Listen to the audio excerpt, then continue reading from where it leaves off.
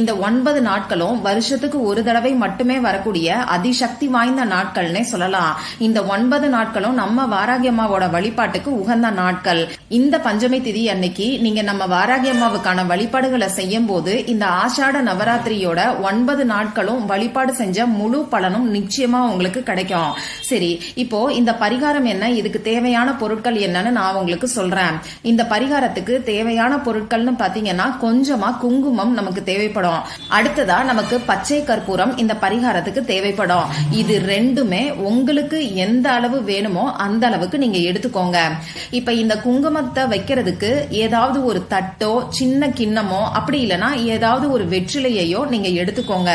நீங்க வாராகி அம்மாவுக்கான வழிபாடுகளை செய்யும் போது கூட சேர்த்து இந்த பரிகாரத்தையும் செய்யுங்க. உங்க பூஜை அறைய ரெடி பண்ணிக்கோங்க. இத பத்தின தெளிவான விளக்கம் ஏற்கனவே அந்த வீடியோல நான் உங்களுக்கு சொல்லியிருக்கேன்.